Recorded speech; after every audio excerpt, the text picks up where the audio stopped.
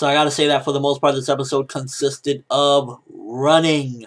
A lot of the complaints that I've had on many episode reviews, so I really don't want to repeat myself, but pretty much this episode, a big chunk of it was Usopp commanding people where they're running off to. Run over there, you're running right, and spoiler alert, if you want to call it a spoiler, the next arc is not going to have any of this unless the anime finds some bullshit way to do it, because the next arc doesn't have any of this running constantly, thankfully, and I'm glad about it, because this episode, the anime found the way again to make it very slow and dragged out. The only progression that we got in this episode, I gotta say, is Buffalo and Baby 5 moving towards the island. I believe they were just about to land there, but they even stretched out that scene for what felt like forever, because it was like a long chunk of them on the air, you know, in the air talking, and then like, oh shit, they're about to arrive, and then like they made sure that it was the episode ending that they arrived there. So it's like they dragged out tons of different things in this episode. Some of the best bits, I guess, was Doflamingo saying, yeah, nab Caesar real quick, and it's like you can see that he's very anxious to get Caesar, because he, you know, he just needs that SAD.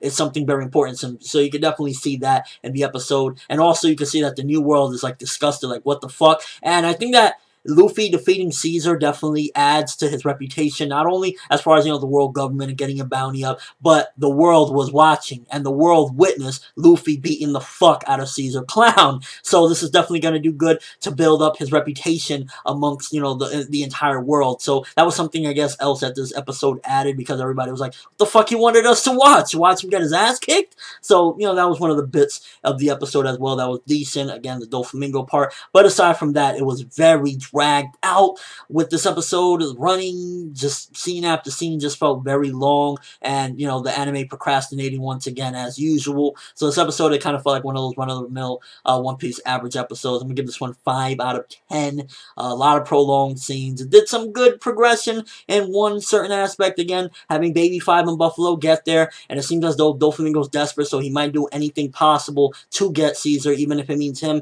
having to get his ass over there as fast as possible as well. So it could be some good setup for the future as far as, like, you know, the progression we got with this one. But as a whole, this episode was just very boring and dragged out. Just keeping it 100 with you guys. We got some decent stuff in the past couple episodes, like last week's episode, which a lot of people were complaining about the Grizzly Magnum. It wasn't as impactful, and again, yeah, it did seem like Luffy was like kind of struggling a lot more than he did in the manga. Same thing that they did with the Horde situation. But I wasn't like that pissed off about it. I didn't really see a big deal about it. Just saying, it didn't seem like, oh my god, I can't believe they did that. Like, calm down. I'm just saying, it looked alright.